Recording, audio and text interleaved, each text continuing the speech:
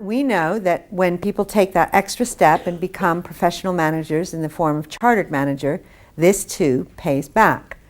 In addition to giving individuals recognition of their skills, it also was rated as one of the top 3 ways to develop management and skills and qualifications and management abilities.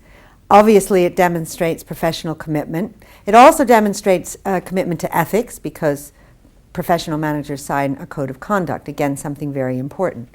And it pays out. So on average, chartered managers are delivering over £300,000 back to their employers. So again, more compelling evidence. But as the name of this conference suggests, it also boosts well-being.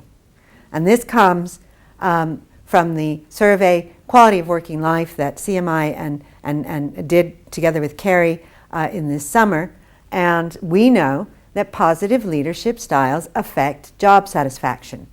We know that people who work in companies with positive leadership styles are much less stressed, much more likely to be satisfied, much less depressed, not sick as often, and just generally having a much better time.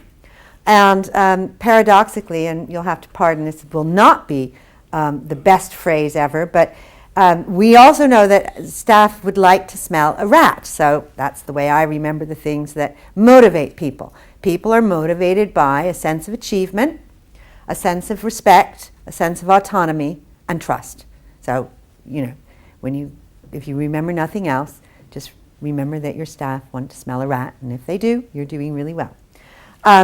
So obviously these firms have positive management styles, and they're growing, and the firms that don't have positive management styles are declining, and basically that's what the study showed us. So some very compelling evidence, I think you'd agree, about the effects of good management and leadership development. And here's the huge conundrum for me, and I would imagine for many of you. If it's so effective, why do so few companies do it? I really don't understand this. Only 1 in 5 managers are qualified in this country. And if you ask people, 4 out of 5 people say managers should be qualified. So there's a huge opportunity gap there. If you ask companies, only 1 in 3 are delivering management training.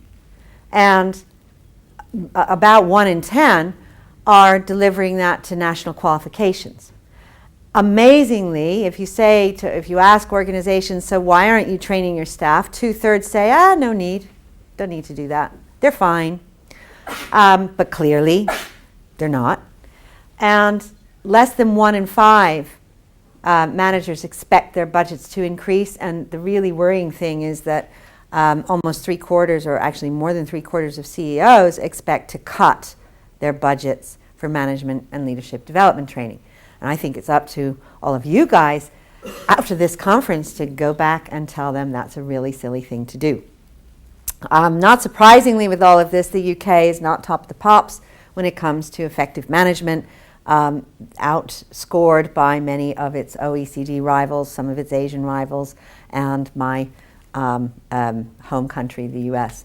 But it is in part because of less investment in management and leadership in comparison to the countries that are ranking higher.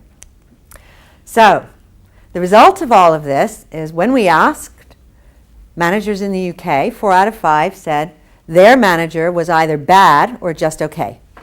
So 43% said their line manager was ineffective or highly ineffective.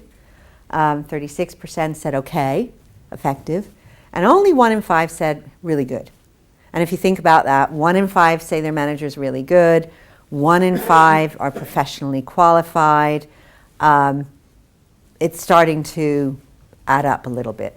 So clearly, there's a lot of work to do.